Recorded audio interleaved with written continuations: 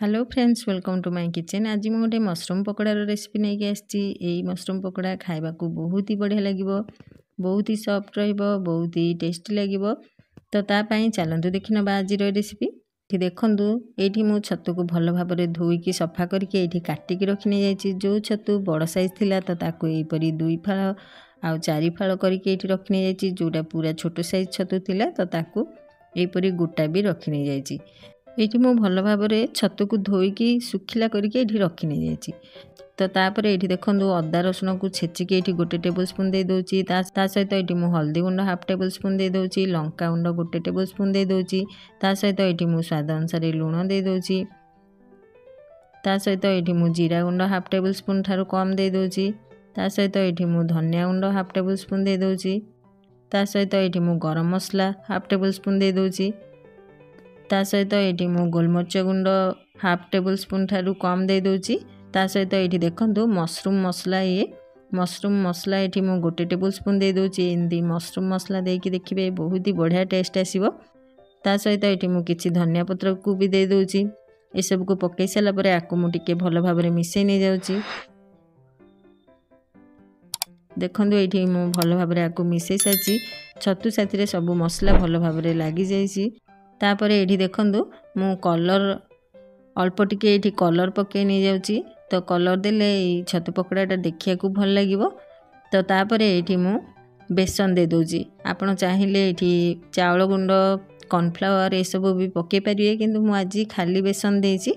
तो बेसन को जेतिकी दरकार से अनुसार देबे। तो जदि आपन छतु बेसी ड्राई अच्छी तो प्रथमे आग छतुरु पानी बाहर, तो से आग बेसन देकी टिके समय भल भाव टिके भल भाव गोले नेबे। गोले सारा पर जदि आपन को लागिला कि सुखिला लागिला ताहले अल्प टिके पानी देकी ताकू भल भाव गोले नेबे। ये देखो मु अल्प टिके पानी पके आकू भल भाव गोले नहीं जाइछि। बेसी पानी देबेनी नले से पूरा पतला हो जिवो। एहीपरी छतुरे मसला भल भाव में लागिकी रही। तो ये देखो भल भाव में गोलेकी रखी नहीं जाइछि। तापर ये मु गैस उपरे गोटे तेल कड़े बसई नहीं जाइछि। तेल आमर भल भाव में गरम हो जाइछि। तो ता भितर ये गोटी गोटी करके छतु को पकई नहीं जाउछि।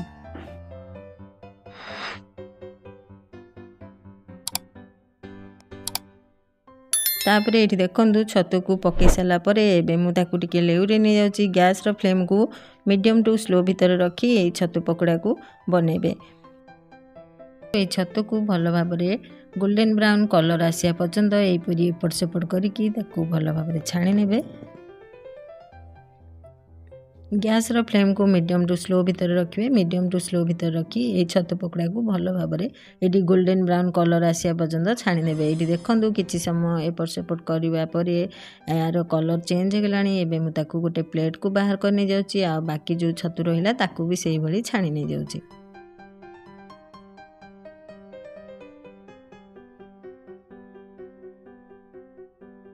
गैस रो फ्लेम को मीडियम टू स्लो भीतर रखी एपट सेपट करी छतु को भल भाव में गोल्डन ब्राउन हवा पर्यंत ये मु छाणी नहीं जाउछि। तो ये देखंतु किछि समय एपट सेपट कर सारा पर छतु भी भल भाव में गोल्डन ब्राउन कलर आसीगलानी। ये मु ये छतु को भी से प्लेट रे बाहर करने जाउछि। एबे मु सर्व करके देखौछि। देखंतु आकु बनेबा केते सहज। तो आपण एठी देखि पाइले केते जल्दी बनिगला। ये छतु पकोड़ा खाइबा को मध्य बहुत ही टेस्टी लगे। छतु पकोड़ा देखिया को केते सुंदर लाଗୁଛି, कलर भी बहुत ही बढ़िया आसीछि। आ एठी गोटे भांगिकी भी देखौछि। देखंतु केते सॉफ्ट भी रहिछि। तो आपण जदि क्रिस्पी छतु पकोड़ा चाहुचंदी ताहले एथिरे कॉर्नफ्लावर चावल गुंड ए सब भी देई परिबे, किंतु मु आज खाली बेसन रे एठी सॉफ्ट छतु पकोड़ा बनेछि।